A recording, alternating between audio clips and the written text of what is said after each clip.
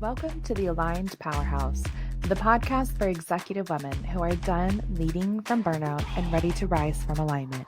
I'm your host, Dr. Brittany McGeehan, licensed psychologist, high performance and mindset coach, and guide for high-achieving women who are ready to lead, live, and love without abandoning themselves. Here, we unpack the nervous system truths, mindset shifts, and emotional patterns that drive your leadership so you can build power from the inside out. Let's get into it. Right. Hello. Welcome to today's episode. Before we jump in, I want to thank you so much for giving me your time, attention, but also giving yourself these things.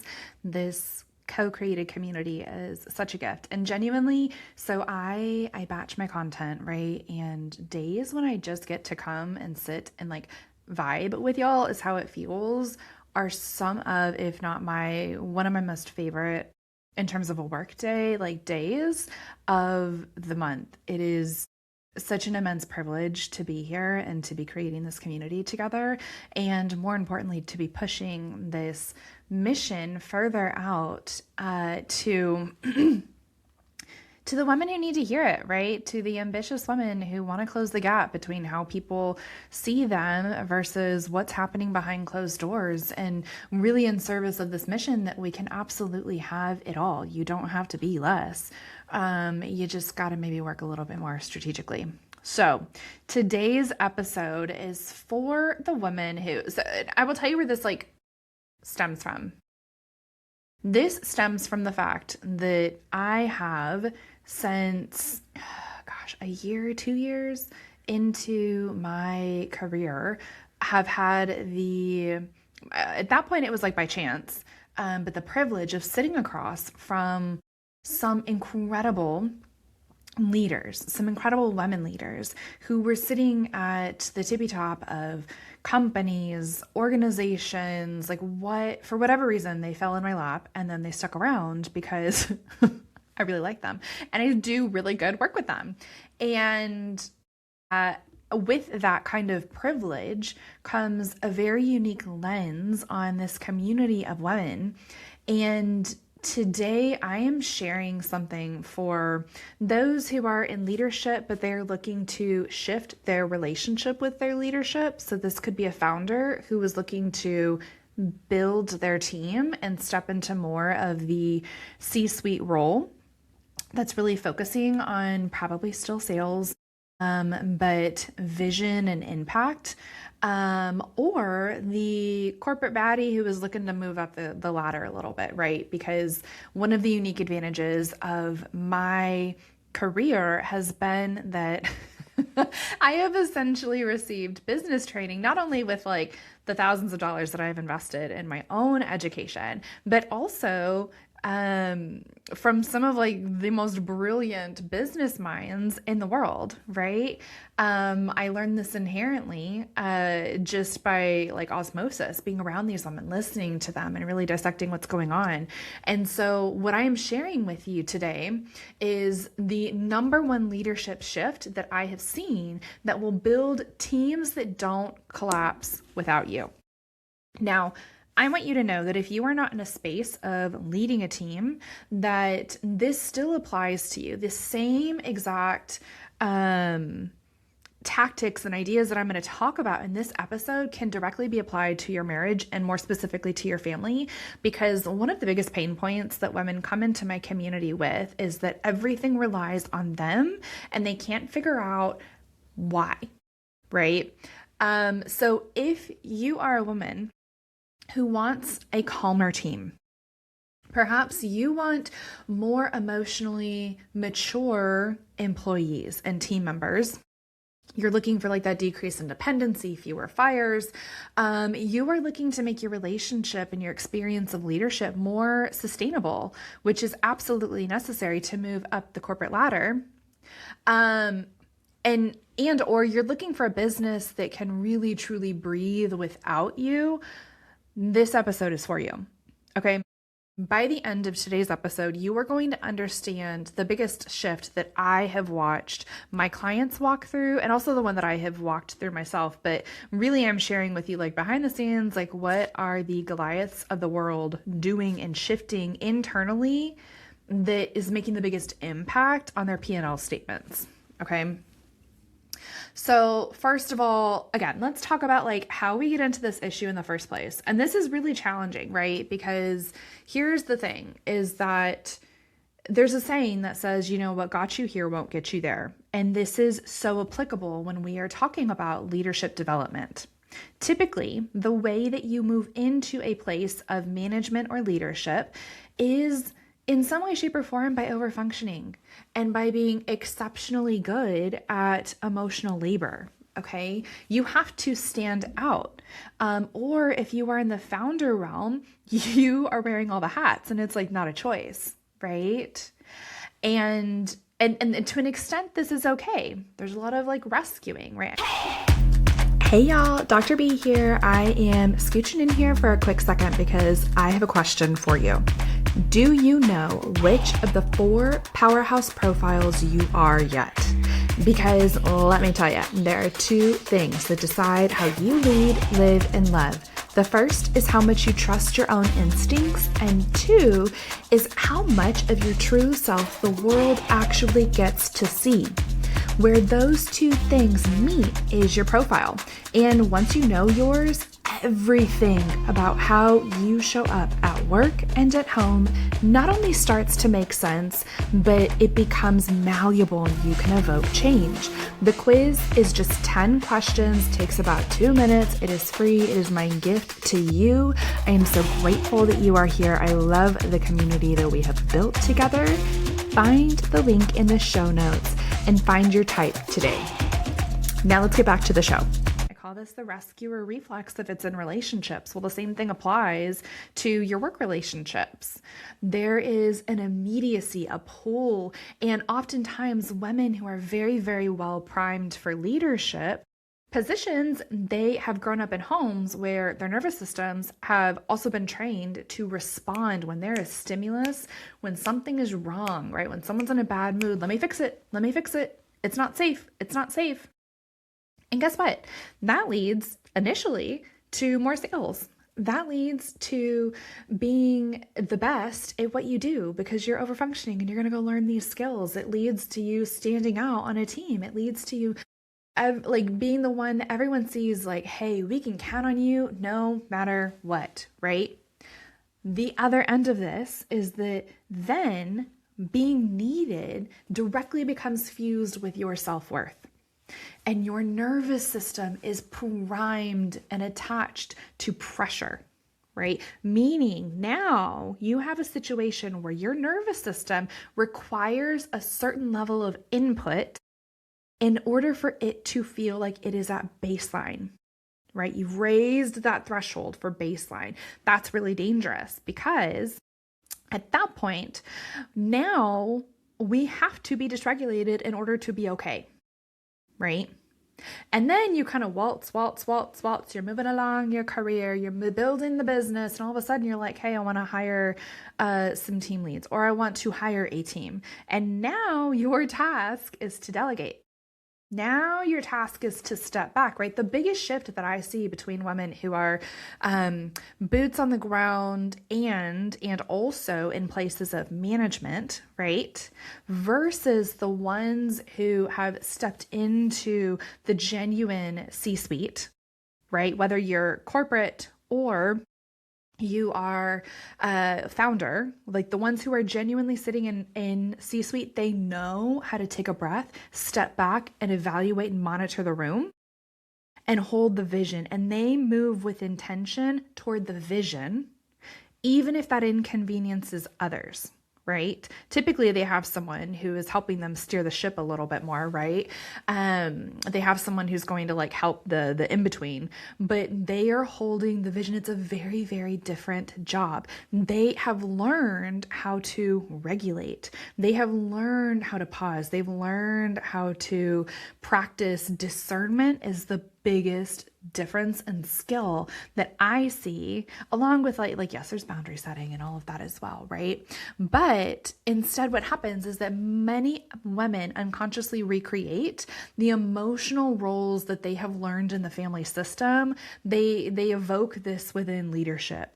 A few years ago, I did a lot of business coaching, and this is what I would talk about, is that literally your family of origin roles, oldest daughter, hi, you were recreating that dynamic with your relationship to your business, with your relationship to your team, with your relationship to leadership in general.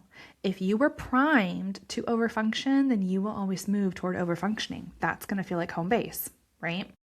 Well, here's the thing is that, again, strong leadership is going to create emotional stability, not emotional dependence. And this requires that regulation. This requires emotional steadiness and being able to tolerate consequences that are going to happen, right? If the decision that came out of the board meeting is that we're moving forward with X, Y, and Z, and you are a director who's then going and implementing said decision, and you know for a fact that it really kind of screws your team over. But hey, this is what came down from the bigwigs. Your job is not to fix this decision. Your job is to ensure that your team is supported, that they have what they need, and that you are also allowing natural consequences to take place. And ooh, I know this one is hard. Again, your job is discernment. It is to stay regulated. In order to do this, we have to allow our teams to experience accountability. Because here's the reality is that dynamics are 1 and 1 is 2.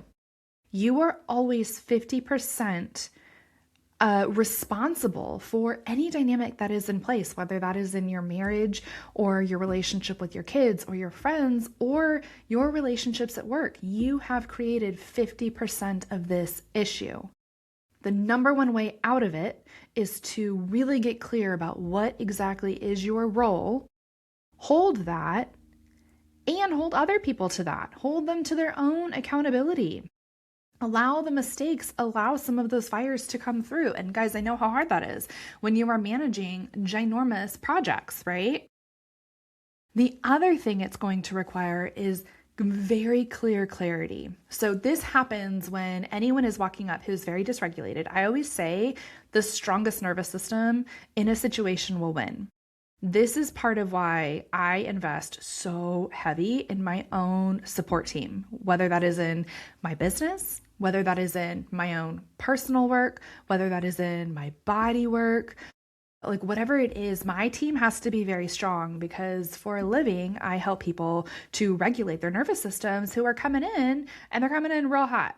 Okay, they're coming in with a very dysregulated nervous system, and it's kind of like trying to stop a freight train. So I have to have muscle behind me in order to help them regulate without rescuing. Okay, this really requires clarity on my role, and it also is going to require from you acknowledging and understanding what is regulation actually going to look like within your leadership, right? Because again, the strongest leaders are not the most self-sacrificing. They are the most emotionally regulated. Now, there will be moments when you jump in, whenever you help, when you support, when you do this and that. But if that is your continuous go-to, you are in a space of reactivity and it will stunt your growth every single time. So if you're listening and you're like, first of all, who gave you permission? Second of all, then what I guarantee you should be doing behind closed doors is you should be doubling down on your regulation support. Because the other thing that I see from women who are growing and doing this work while they're leading teams is that as soon as they double down on their regulation support team, right, is that all of a sudden everything is not a crisis.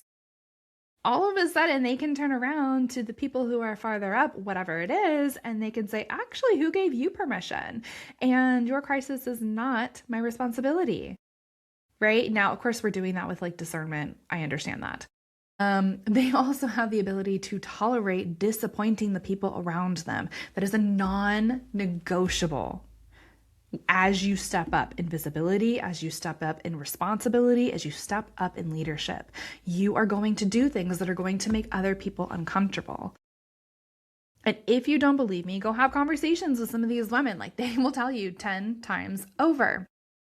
So, you know that we love a tactical takeaway. Like, let's talk about what this is actually going to look like, okay?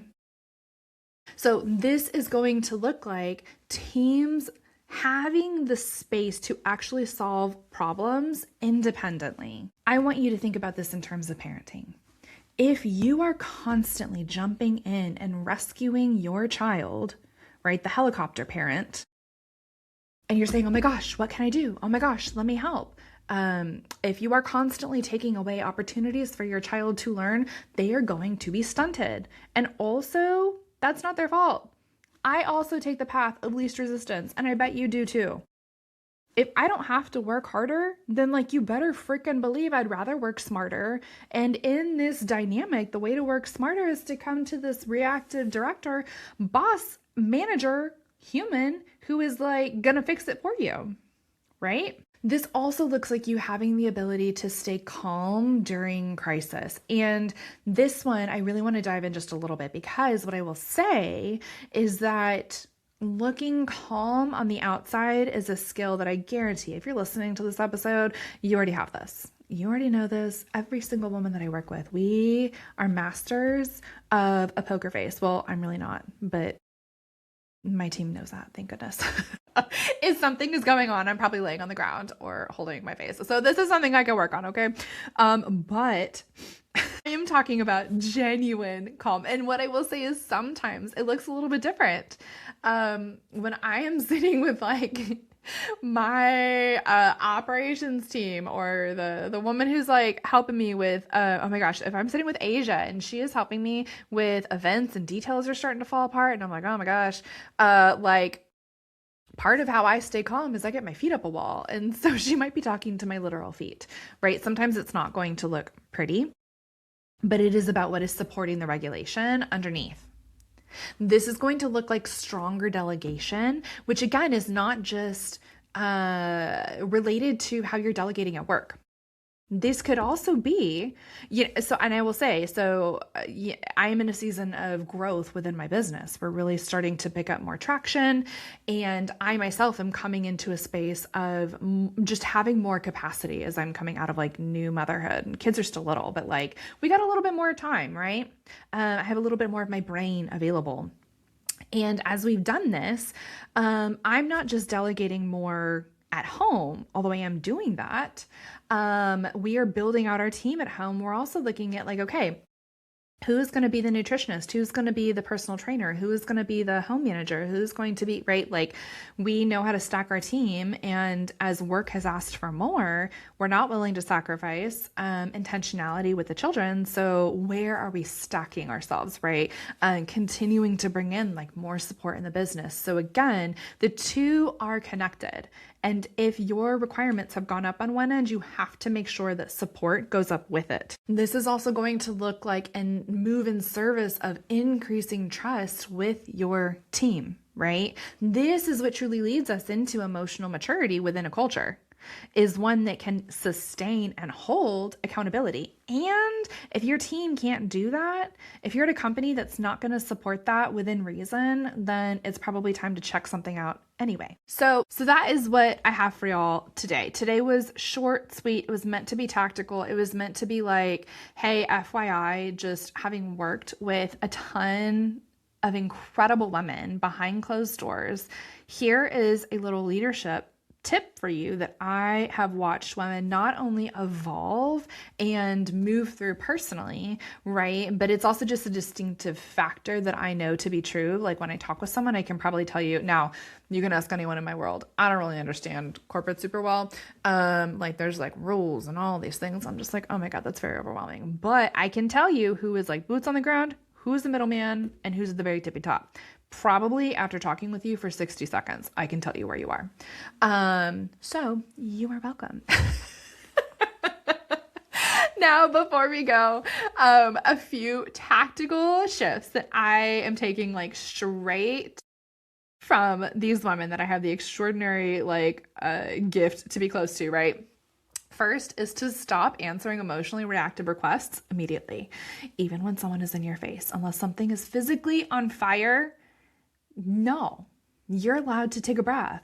And you're also allowed to say no. That not only gets to be a full sentence, but it is one that I highly encourage you to introduce into your just like realm of awareness, right?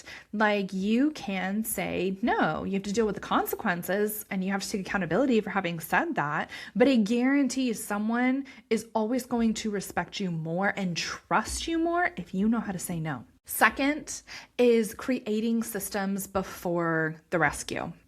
So if you know this is going to cause a fire, you can see the fire coming, I highly recommend you build some kind of system ahead of time. That's going to require taking the time to do so. It's going to require slowing down enough to do it.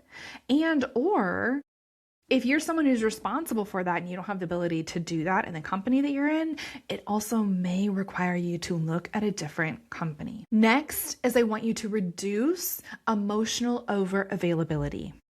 Something that I tell my clients over and over and over again is that I am not always available, but when I am available, I am very available. And I make myself plenty available, but it is within blocks. It's within reason, right? And as you do this, it is teaching your team structure and that they can trust you and that you're going to do what you say you're going to do. Okay. The last I want to leave you with is to stop rescuing people from the tension and the discomfort of growth. I want to ask you a question. I want you to really think about this, okay?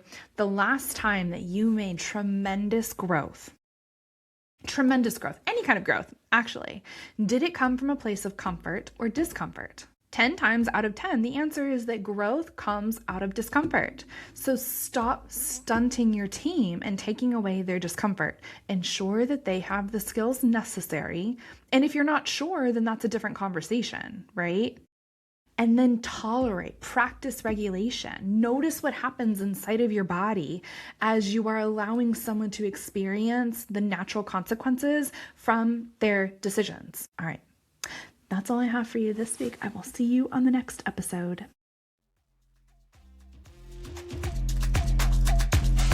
Alrighty, friend, that is all for today's episode of the Aligned Powerhouse podcast. I want to thank you so much for tuning in. And do me a favor, if this episode resonated, I want you to share it with another powerhouse woman in your life who is ready to lead and love from a place of self-trust. And don't forget to follow, subscribe, and leave a quick rating or review. It really does help more women find this work. New episodes drop every week. Until then, lead with self-trust and let yourself be seen.